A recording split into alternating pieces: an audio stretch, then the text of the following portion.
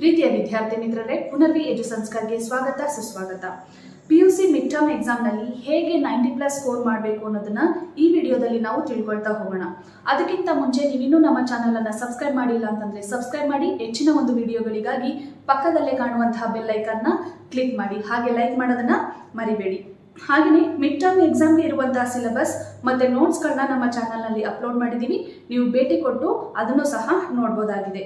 ಹಾಗಿದ್ರೆ ಬನ್ನಿ, PUC mid ಟರ್ಮ್ನಲ್ಲಿ 90+ ಹೇಗೆ ಸ್ಕೋರ್ ಮಾಡೋದು ಅಂತ ತಿಳ್ಕೊಳ್ತಾ ಹೋಗೋಣ. ಮೊದಲು PUC mid term question paper ಪ್ಯಾಟರ್ನ್ನ ತಿಳ್ಕೊಳ್ಳೋದು.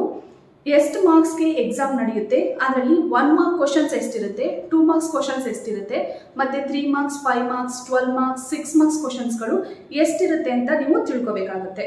ಅಂದರೆ ಕ್ವಶನ್ಸ್ ಎಷ್ಟೆಷ್ಟು ಬರುತ್ತೆ, ಯಾವ್ಯಾವ ಲೆಸನ್ಸಲ್ಲಿ, ಯಾವ್ಯಾವ ಚಾಪ್ಟರ್ನಲ್ಲಿ ಎಷ್ಟು ಮಾರ್ಕ್ಸ್ಗೆ ಕ್ವಶನ್ಸು ಬರುತ್ತೆ ಅನ್ನೋದನ್ನು ನೀವು ತಿಳ್ಕೊಳ್ತಾ ಹೋಗಬೇಕಾಗುತ್ತೆ. ಇದರಲ್ಲಿ ನಿಮಗೆ ಬೇಕು ಅಂತಂದರೆ ಈ ಇನ್ಫಾರ್ಮೇಷನ್ ನಿಮಗೆ ಎಲ್ಲಿ ಸಿಗುತ್ತೆ ಅಂತಂದರೆ, ಪ್ರೀವಿಯಸ್ ಇಯರ್ ಕ್ವಶನ್ ಪೇಪರ್ನ ಚೆಕ್ ಮಾಡಿದರೆ ನಿಮಗೆ ಬೇಕಾಗಿರುವಂಥ ಇನ್ಫಾರ್ಮೇಷನ್ ಸಿಗ್ತಾ ಹೋಗುತ್ತೆ. ಅಂದರೆ ಹಿಂದಿನ 3 ವರ್ಷಗಳ ಕ್ವಶನ್ ಪೇಪರ್ನ ಸ್ಟಡಿ ಮಾಡಿದರೆ ನಿಮಗೆ ಬೇಕಾಗಿರುವಂತಹ ಇನ್ಫಾರ್ಮೇಷನ್ನು ಸಿಗ್ತಾ ಹೋಗುತ್ತೆ.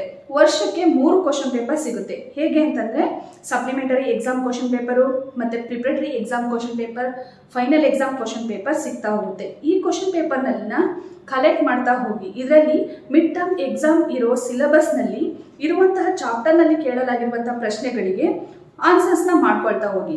ಪರ್ಫೆಕ್ಟ್ ಆಗಿ ಓದ್ಕೊಳ್ಳಿ. ಅಕಸ್ಮಾತ್ ನಿಮಗೆ ಯಾವುದಾದ್ರೂ ಕ್ವಶನ್ ಅರ್ಥ ಆಗ್ತಾ ಇಲ್ಲ ಅಥವಾ ಯಾವುದಾದ್ರು ಒಂದು ಕ್ವಶನ್ಗೆ ಆನ್ಸರ್ ಗೊತ್ತಾಗ್ತಾ ಇಲ್ಲ ಅಂತಂದಾಗ ನಿಮ್ಮ ಲೆಕ್ಚರರ್ ಇರ್ತಾರೆ, ಅವ್ರ ಸಜೆಷನ್ಸ್ನ ಪಡ್ಕೊಳ್ತಾ ಹೋಗಿ. ಹಾಗೆ ಇರುವಂತಹ ಎಲ್ಲ ಕ್ವಶನ್ಗಳನ್ನ ಓದ್ಕೊಳ್ಳಿ, ಯಾವುದನ್ನು ಕೂಡ ಬಿಡೋದಕ್ಕೆ ಹೋಗಬೇಡಿ. ಹೀಗೆ ಮಾಡಿದರೆ ನೀವು PUCನಲ್ಲಿ ಅಂದರೆ ಮಿಡ್ ಟರ್ಮ್ ಎಕ್ಸಾಮ್ನಲ್ಲಿ 90+ ಸ್ಕೋರ್ ಮಾಡೋದು ತುಂಬ ಈಸಿ ಆಗ್ತಾ ಹೋಗುತ್ತೆ. ಎಲ್ಲ ವಿದ್ಯಾರ್ಥಿಗಳಿಗೂ ಪುನರ್ವಿ ಎಜು ಸಂಸ್ಕಾರ್ ಕಡೆಯಿಂದ ಆಲ್ ದ ಬೆಸ್ಟ್. ವಿಡಿಯೋವನ್ನು ಪೂರ್ತಿಯಾಗಿ ನೋಡಿದ್ದಕ್ಕಾಗಿ ಧನ್ಯವಾದಗಳು.